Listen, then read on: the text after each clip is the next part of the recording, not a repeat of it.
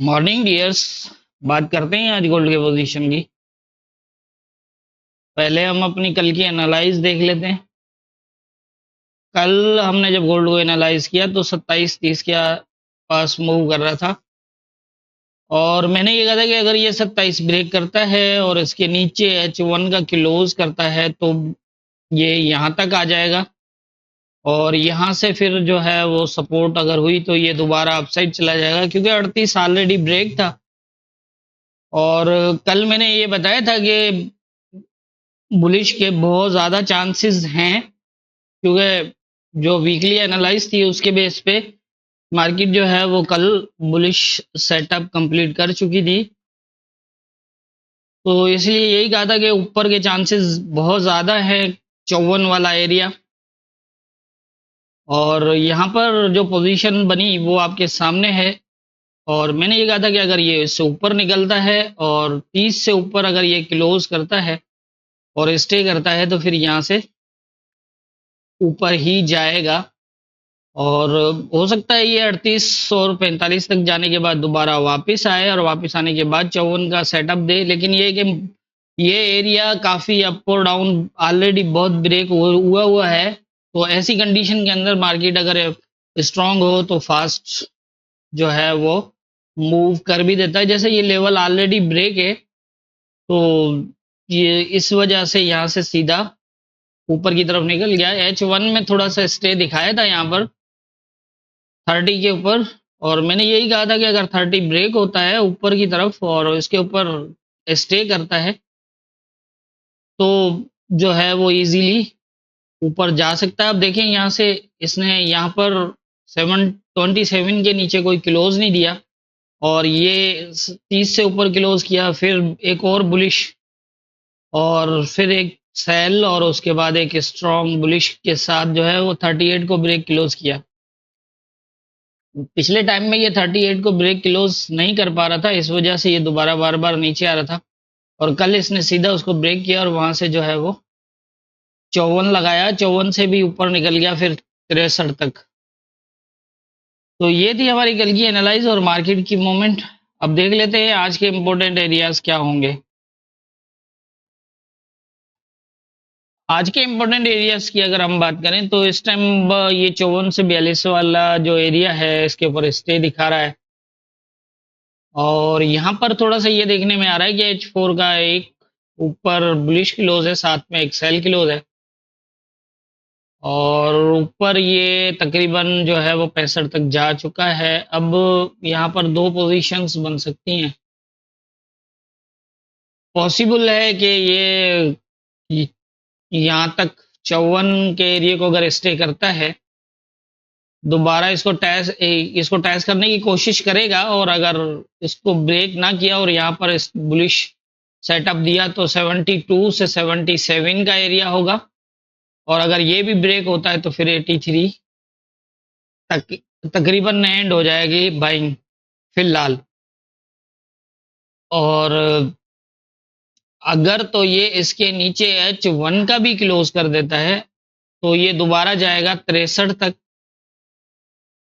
और 63 तक जाने के बाद जो है वो ये नीचे आएगा यहाँ तक और 42 के नीचे सेलिंग H4 के क्लोज के बाद ही देखी जा सकती है। अगर इसके नीचे H4 क्लोज करता है तो फिर ये या तो सीधा भी आ सकता है या थोड़ा जाके फिर नीचे भी आ सकता है, दोनों चीजें हो सकती हैं। फिलहाल करंट पोजीशन इस तरह है, मार्केट स्ट्रॉन्ग साइड तो है लेकिन डे का क्लोज जो है वो जोन ब्रेक क्लोज नहीं है, जोन के अंदर क्लोज है। तो इस हिसाब से ये दोनों तरफ जो है वो मूव कर सकता है, नीचे भी 42 तक आ सकता है और ऊपर भी जा सकता है और 54 को स्टे करता है तो 54 से सीधा ऊपर भी जा सकता है। जिस तरह हमारा कल का था कि अगर ये 30 वाले एरिया को स्टे करता है तो वहां से 54 तक जा सकता है, तो वन साइडेड थी वो। लेकिन ये जो है वो यहाँ पर पोजीशन अगर ये इसको H1 ब्रेक क्लोज कर देता है, एक भी H1 का ब्रेक क्लोज होता है तो ये 63 तक जाके और दोबारा आ जाएगा। अगर ये 63 को भी ब्रेक करता है तो यहाँ तक जाके फिर आ जाएगा इस तरह, और फिर 42 होगा और 42 दोबारा अगर सपोर्ट देता है तो फिर दोबारा ऊपर जा सकता है 62-63 तक।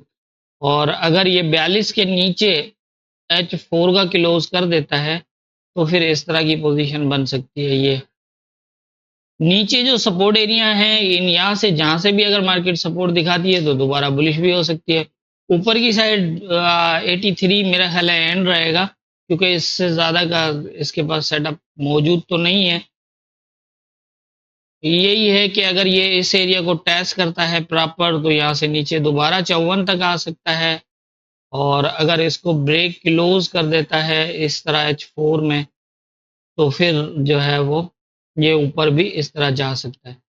ऊपर की पोजीशन इस तरह होगी, यहाँ पर बाइंग जो है वो ध्यान से देखिएगा। ये एरिया जो है वो सेलिंग जो है वो ध्यान से देखिएगा। बाकी अच्छी मूव है। कल भी अगर हम देखें तो 30 से ऊपर स्टे के बाद जो है वो 54 का हमारा टारगेट था। मार्केट तो खैर 64-65 तक गई है, लेकिन अगर 54 तक का भी टारगेट देखें तो तकरीबन 240 पिप की मूव थी 30 से ऊपर के एरिया में।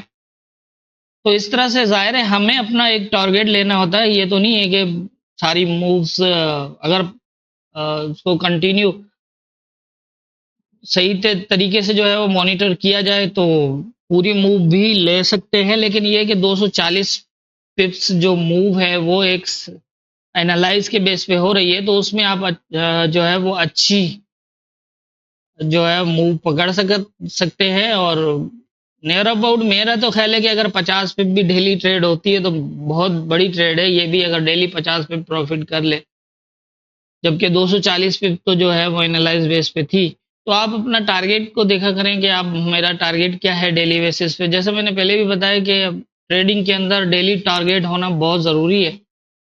उसी के बेस पे जो है वो आप एक सक्सेसफुल जो है वो काम कर सकते हैं इस फील्ड में। तो आप अपने टारगेट तक ले जाएं, अगर उससे ज़्यादा मिलता है तो और ज़्यादा बेहतर है। लेकिन ये कि कम से कम अपना टारगेट जो है वो वहाँ से आप खुद को सेव कर लें, ट्रेलिंग एसएल के थ्रू या फिर किसी और तरीके, या फिर क्लोज कर दें। या अगर अच्छी आपको लग रहा है कंफर्मेशन है अच्छी, हमें और मज़ीद भी हम इसमें से प्रॉफिट ले सकते हैं तो आप ट्रेलिंग एसएल यूज़ कर लें। तो इस तरह से ही काम किया जा सकता है अगर डेली के ट्रेडर हैं। बाकी अगर वीकली है तो हमारी वीकली एनालाइज थी, अ, उसी के बेस पे जो है वो मूव हुई है। आप उसको देखेंगे तो उसमें भी समझ आ जाएगा। उसमें बड़े टारगेट के लिए आपको उसी हिसाब से वेट भी करना पड़ेगा और उसी तरह से जो है वो एंट्री लेनी पड़ेगी। तो मेरे ख्याल से आज के इम्पोर्टेंट एरियाज यही हैं। बाकी होना क्या है ये तो ऊपर वाला बेहतर जानता है। दुआओं में याद रखिएगा।